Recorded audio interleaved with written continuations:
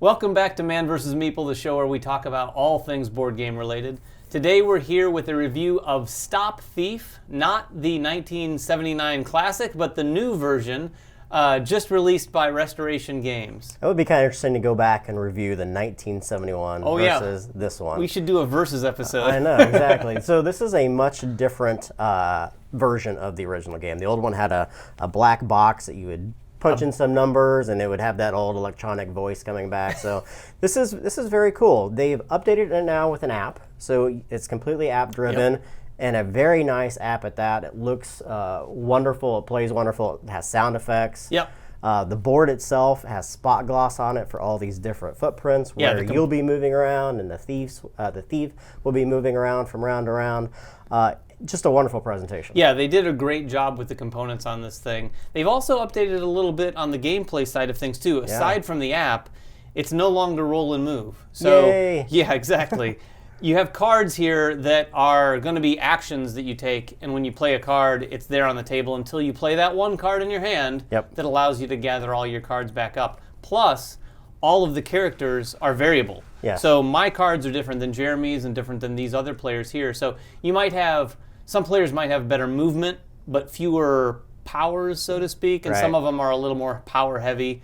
And a nice variety of powers, too. You also have a number of thieves that will be making their appearance throughout the game. You'll have one at a time, and you're trying to find this particular thief in one of the 4 different buildings around the board. Now, the board is broken up into a couple of different spaces. You have door spaces, which you can move through. You have just regular movement spaces. You have round spaces, which are spaces that only players or the active players at the table will be moving. And then you have windows, which you can break through, the thief can break through, and then you have red spots. These red spots are where the thief will be moving and committing crimes. Right. And all of these spots are signified on the app with a sound effect. Yes. So when the thief is just walking, that's going to be on one of his normal spaces. Now the thief doesn't walk on the round spaces, it's just those numbered square spaces. Right. When he robs something or steals something, the sirens are going to go off. So then you know he's on one of the red spaces. Right. To start the game, each player is going to pick a character. They're going to get an ID card in front of them that designates what color they are. Each player is going to start in the center of the board. They're going to start with $3,000. That's important. We'll get into that why in just a moment. One thief will be active, and each player will start with 6 cards. As David alluded to, these are your movement cards. They have a variety of different abilities. So the start player is basically going to use the app, and it's going to give a clue. Yeah, the first thing you do is get a clue. So you're going to find out, to some degree, where the thief might be. Yeah, and it's going to tell you a building, one of the 4 buildings where they're going to be located in right from the start of the game. And then they're going to commit a crime and maybe make some noises, giving you an idea of where they could possibly be. So if you know they're in the bank and they commit a crime, you know they're in one of these 5 different spots. Yeah, it's basically, this game boils down to a process of elimination when you're looking at where they could have been and then where they go next. And the more information you gather, the more you're able to sort of narrow that search. And then the active player, is allowed to play one of their unused cards from their hand. They simply lay it down in front of them, and they're allowed to move that many spots. Now, all the spots up on the board are a movement spot for the character, so each circle and each labeled spot is 1 movement. Now, again, you can only move through window spaces when you play a card that actually allows you to move through a window. And your whole idea is to try to move close to where you think the thief may be. Now, you do have the opportunity to make an arrest.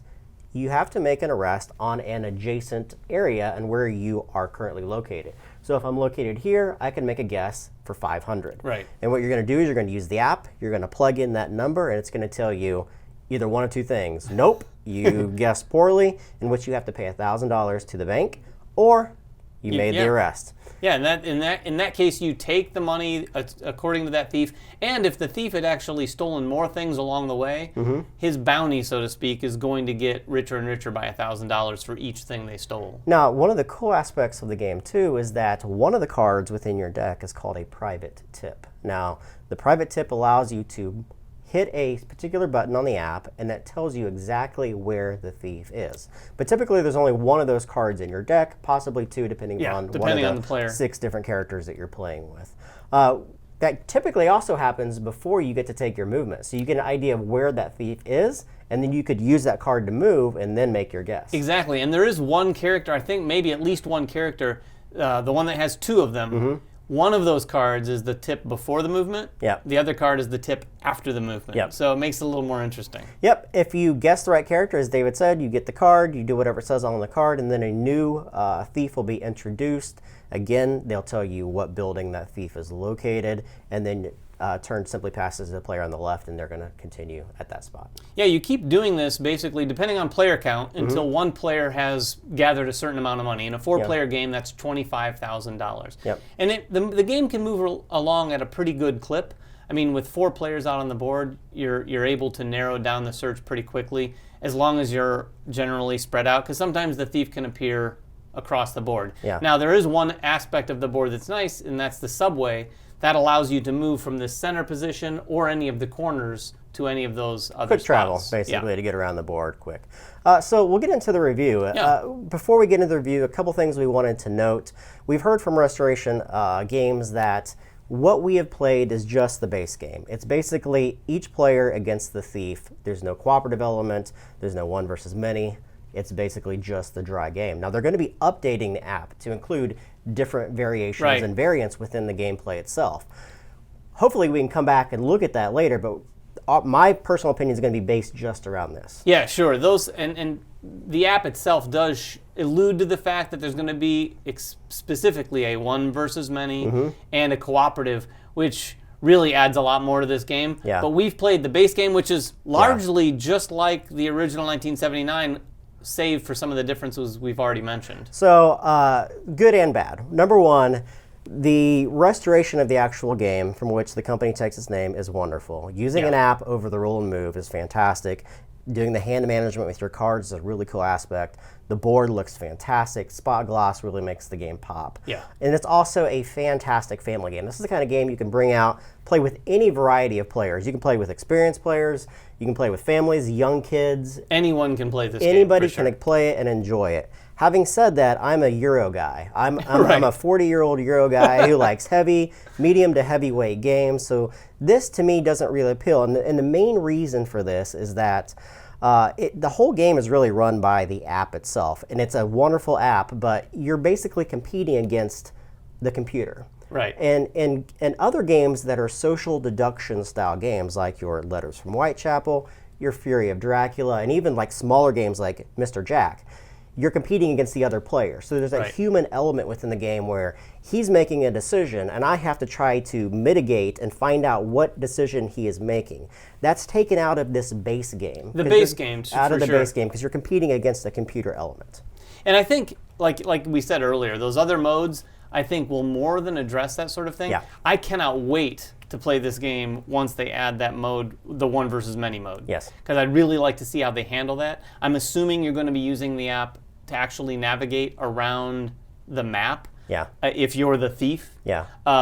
If they pull that off, that's what I've been waiting for a long time, is a hidden movement game where the guy who's hidden is doing so not on a piece of paper with a pencil, but on an app. And this is the perfect application for that, too. We were talking about this the other day, of adding that kind of element to like a Letters from Whitechapel or a Fury of Dracula, but those are really heavy games. It'd be great in a game that's this small, where you're just using an app to use one player to move around. Like, very it's simple. accessible. There's not a lot. There's not a lot you're doing aside from moving. Yeah. Really, and stealing. But that's really just one. What are your type of thoughts? movement. Because you've played this with family as well. Yeah, I played it with family. It's a totally different experience. I mean, like Jeremy said, you can play this with anyone. I played at a table that included one of my parents, so that's old.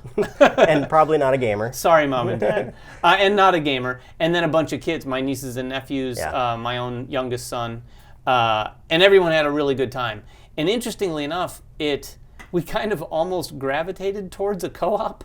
Even though we were all competing with each other, Interesting. we were all just kind of helping each other. Yeah. So it was kind of a learning experience. The first game we played was like that more than the second game, because then everyone got a little bit more competitive. Yeah. But the first game, everyone was just talking out loud, like, okay, well, where, and kind of enjoying just that process of elimination and the deduction down to where they might be. Everyone appreciated that. That's why I think once that one versus many mode comes out, or the purely cooperative mode, that game, it's only going to get better with those modes. Yeah, I'd also warn people getting into this game that you really do need to pay attention to the app. If you kind of tune out and look on your own phone. Oh, yeah, players are taking their turn. You need to make those deductions on what noise I heard, where something was captured, even what building it is, because there's a lot of times where people just tune out and be like, "Hey, what building is he in? Yeah, Where did he start and this if it's round?" a competitive game, no one's going to tell you. No. So we didn't say this earlier, but the information, each clue that someone gets is public information. Yeah, that's right. So that's to be shared with everybody, so you know exactly what's going on. Only the private tips are for one person at a time. Thank you, Restoration Games, for sending this copy to us, but also just going back into the huge archive of games that are old, super cool idea, need to be redone. There's a lot of them out there. Can't wait to see. I have my own list that I want to send to them to see if they'll redo. I can't wait to see what they have coming next. If you guys have questions about the game, make them in the comments below. Subscribe to us, follow us on Twitter, like us on Facebook, and everything else that we do here at Man vs. Meeple. And we will catch you guys next time. Bye-bye. Season 1 of Man vs. Meeple is sponsored by our friends at TMG Games. And at Cool Stuff Inc. Cool stuff in stock at coolstuffinc.com.